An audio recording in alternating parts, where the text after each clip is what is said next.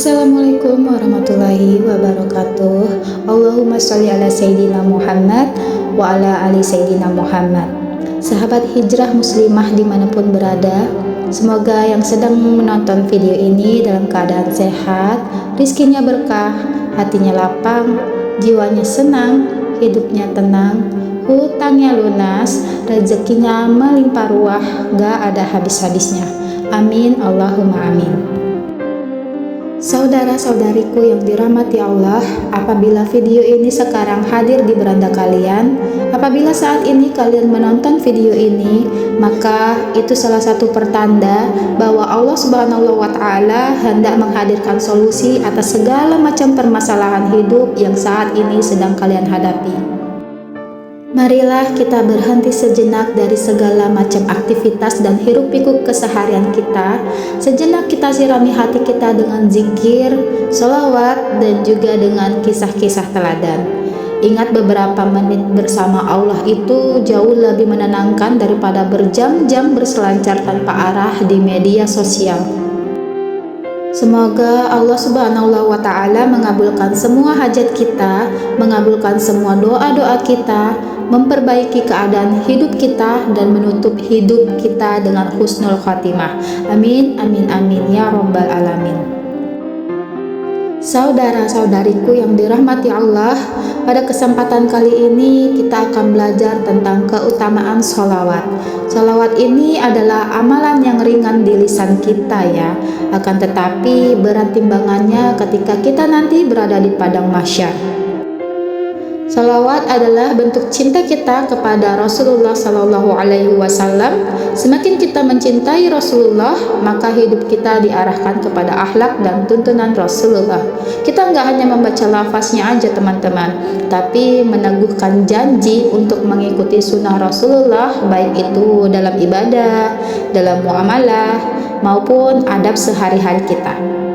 Keutamaan sholawat ini sangat masyhur ya teman-teman. Allah sendiri memuliakan Rasulullah di dalam Al-Quran. Innallaha wa malaikatahu yusholluna ala nabi ya ayyuhalladzina amanu shollu alaihi wasallimu taslima.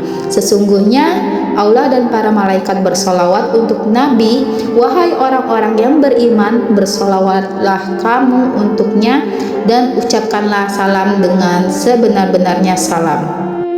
Bayangkan aja nih teman-teman, jika Allah Subhanahu wa Ta'ala, Tuhan semesta alam, bersolawat untuk Rasulullah, apalah kita yang hanya sebutir pasir di tepian pantai ini gak mau bersolawat kepada Rasulullah. Na'udzubillah summa na'udzubillah. Di dalam sebuah hadis Rasulullah Sallallahu Alaihi Wasallam bersabda, barang siapa yang bersolawat kepadaku 1 kali, maka Allah akan bersolawat kepadanya 10 kali. Bayangkan 1 kali solawat dibalas 10 kali rahmat teman-teman. Rahmat yang menenangkan hati, rahmat yang memudahkan urusan, rahmat yang akan membuka pintu-pintu kebaikan yang gak pernah kita duga-duga. Di dalam riwayat yang lain diterangkan bahwa memperbanyak membaca sholawat menjadi sebab dicatatnya kita sebagai hamba yang terbebas dari kemunafikan dan juga api neraka. Bahkan kelak di akhirat dikumpulkan bersama orang-orang mulia dari kalangan para anbiya, para nabi, para wali Allah, para kekasih Allah. Ini bukan omong kosong aja ya teman-teman. Para ulama kita menegaskan bahwa sholawat menghidupkan cinta, sholawat menumbuhkan ikhtibar, mengikuti Rasulullah, dan ikhtibar melahirkan keselamatan. Masya Allah, tabarakallah. Betapa besarnya fadilah sholawat ini teman-teman. Sederhana sih memang, tapi berbuah sangat besar. Allahumma sholli ala Sayyidina Muhammad wa ala ali Muhammad. Saudara-saudariku yang dirahmati Allah, mari kita renungkan dialog yang masyhur antara Ubay bin Ka'ab radhiyallahu anhu dengan Rasulullah. Suatu ketika Ubay itu pernah bertanya kepada Rasulullah, "Ya Rasulullah, berapa banyak waktuku yang sebaiknya aku gunakan untuk bersolawat kepadamu?" Rasulullah kemudian menjawab, "Terserah kamu wahai Ubay." Ubay kemudian berkata, "Apakah 1/4 waktuku itu cukup ya Rasulullah?" Maka Nabi bersabda, terserah, namun jika engkau menambahkan itu lebih baik. Artinya jika lebih banyak dari seperempat waktu kita dalam sehari semalam, maka itu jauh lebih baik untuk bersolawat kepada Rasulullah. Ubay kemudian berkata lagi, ya Rasulullah, kalau begitu setengahnya aku akan bersolawat kepadamu dengan setengah dari waktuku. Kemudian Rasulullah bersabda, terserah wahai Ubay, akan tetapi jika engkau menambahnya itu lebih baik. Ubay kemudian berkata lagi, ya Rasulullah, kalau begitu seluruh waktuku akan kujadikan untuk bersalawat kepadamu.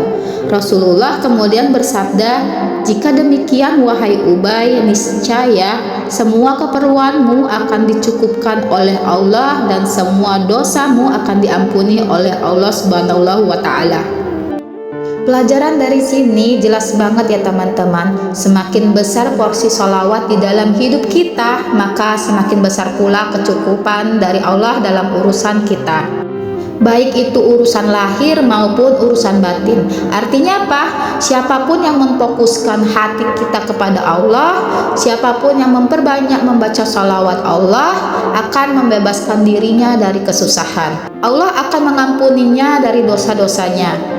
Ini selaras ya dengan sunatullah bahwa hati yang sibuk bersolawat akan menjadi lebih tenang, langkah hidupnya akan lebih tertata, dan keputusan yang diambilnya akan lebih jernih.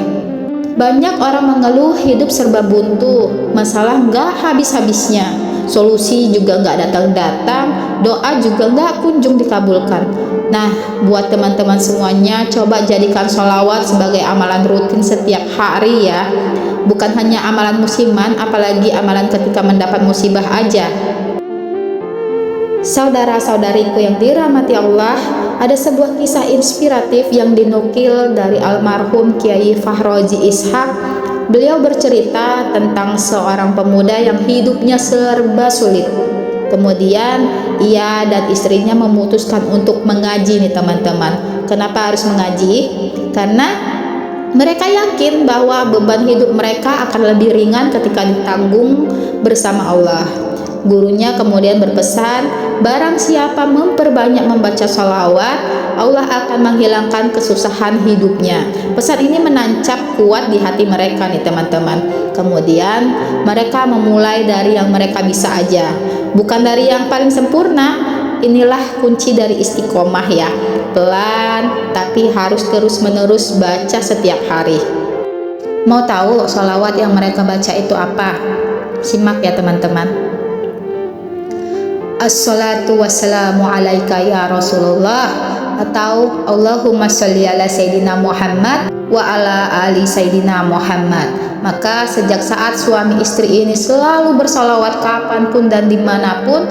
Saat istrinya memasak, ia membaca solawat. Ketika mengadoni beras, mau masak nasi, dia membaca solawat. Ketika menyiapkan sarapan, menyiapkan makan, ia membaca solawat. Ketika mereka dalam perjalanan juga membaca solawat. Nunggu antrian juga baca solawat teman-teman. Jadi sebelum tidur pun juga mereka membaca solawat. Pokoknya setiap saat dan setiap waktu mereka selalu membaca sholawat. Akan tetapi dalam hitungan hari ternyata sholawat yang mereka baca ini nggak merubah apapun dalam kehidupan mereka. Nah, ini yang sering orang rasakan putus asa ya. Iya, putus asa karena menganggap sholawat yang nggak mendatangkan manfaat apa-apa. Jadi jangan sampai berpikiran seperti itu ya teman-teman. Dan kepada kedua pasangan suami istri ini, godaan putus asa itu juga datang kepada mereka loh. Sang istri kemudian bertanya kepada suaminya, kita udah bersolawat setiap hari, kita udah bersolawat setiap saat, kok belum ada hasilnya ya? Sang suami kemudian menenangkan dengan kalimat sabar. Istiqomah itu maraton, bukan sprint. Allah melihat proses kita, Allah melihat kebiasaan kita sehari-hari, keteguhan di fase ini kemudian menentukan banyak orang yang berhenti bukan karena sulit, tapi karena terburu-buru ingin melihat hasil dari prosesnya. Benar enggak teman-teman? Hingga kemudian pada suatu hari ada kabar dari istana bahwa mahkota sang raja itu hilang. Raja kemudian mengumumkan, siapa yang menemukan mahkotaku akan kuberi hadiah yang besar. Mendengar pengumuman itu, sang pemuda nekat mendaftar. Di depan sang raja dan para punggawa istana, sang pemuda itu kemudian berjanji bahwa 7 hari lagi akan menemukan siapa pelaku dari pencurian mahkota raja tersebut. Bahkan ia berjanji mengembalikan mahkota raja yang hilang itu dalam waktu 7 hari. Namun sang pemuda ini mengajukan syarat. Kira-kira syaratnya apa ya? Syaratnya itu setiap hari dia minta dikirimin makanan ke rumahnya sesuai dengan jumlah hari, teman-teman. Hari pertama dikirimin 1 porsi makanan, hari kedua dikirimin 2 porsi makanan, hari ketiga, hari keempat, hari kelima, hari keenam, hari ketujuh dikirimin sesuai dengan jumlah hari tersebut. Syaratnya sangat sederhana, akan tetapi menyelamatkan keluarga kecilnya dari kelaparan. Akhirnya raja menyetujui syarat itu, akan tetapi raja juga menyampaikan syarat kepada sang pemuda tersebut. Syaratnya apa? Apabila sang pemuda ini gagal, dalam artinya dia nggak menemukan mahkota tersebut dan nggak bisa menemukan siapa pencurinya, maka taruhannya besar, teman-teman. Yaitu apa? Yaitu pemuda itu akan dimasukkan ke dalam penjara kerajaan. Akan tetapi pemuda itu menganggap ini adalah sebuah short terapi ya. Jadi terapi jangka pendek, yang penting dalam waktu 7 hari ini istri dan anaknya di rumah itu bisa makan. Jadi dia niatkan ikhtiar ini sebagai wujud dari memberikan nafkah kepada anak dan istrinya. Walaupun resikonya sangat besar, karena jika sampai gagal maka ia akan masuk ke dalam penjara kerajaan. Akhirnya keberanian sang pemuda ini sampai ke telinga para gerombolan pencuri. Sang pemimpin dari pencuri tersebut mengirimkan mata-mata. Ajaibnya, setiap kali mereka datang, si pemuda ini dengan izin Allah, dengan pertolongan Allah, seolah-olah mengetahui jumlah mereka. Sang pemuda itu selalu memberi pesan kepada istrinya, "Istriku, nanti akan datang 3 orang dan apa yang dikatakan sang suami itu benar." Ternyata hari itu datang 3 orang ke rumah mereka, teman-teman. Dan esoknya sang suami lagi berkata, "Besok akan datang 4 orang." Masya Allah, dan betul pas hari itu datang 4 orang ke rumah mereka, dan seterusnya sampai hari ke-7. Pemuda ini berhasil menebak berapa orang yang akan datang ke rumah mereka. Inilah yang disebut sebagai ilham. Ilham itu ketenangan dan kejernihan pikiran yang Allah berikan kepada hati yang dekat dengan Allah dan hati yang sering berzikir. Dan pada hari ke-7, pemimpin pencuri itu datang sendiri ke rumah si pemuda tadi, teman-teman. Nyalinya ciut, dia takut, kemudian dia mengaku bahwa dialah yang mencuri mahkota raja tersebut. Kemudian dia memohon maaf dan bersedia mengembalikan mahkota tersebut. Sang pemuda kemudian menyerahkan mahkota kepada raja, dan akhirnya dia mendapatkan hadiah yang sangat besar. Masya Allah, walhamdulillah, wallahu akbar. Rizkinya lapang. Namun setelah kejadian itu, sang pemuda nggak berhenti bersolawat. Ia tetap menjadikan solawat sebagai ritme kehidupannya. Sebab bagi orang yang beriman, rizki bukan alasan berhenti dari zikir, justru alasan menambah rasa syukur. Setelah kejadian itu, sang pemuda ini menjadi tenar, teman-teman. Dia terkenal ke seluruh penjuru negeri. Suatu ketika pemuda ini diundanglah untuk khutbah Jumat, padahal ia merasa nggak mampu untuk berpidato. Saat masuk ke dalam masjid, ternyata masjidnya sangat besar, Masya Allah. Jamaahnya pun full sampai ke teras masjid. Para jamaah menyambut pemuda ini dengan ta'zim. Mereka tampak sangat menghormati sang pemuda. Akhirnya ketika waktu khutbah tiba, sang pemuda naik ke atas mimbar.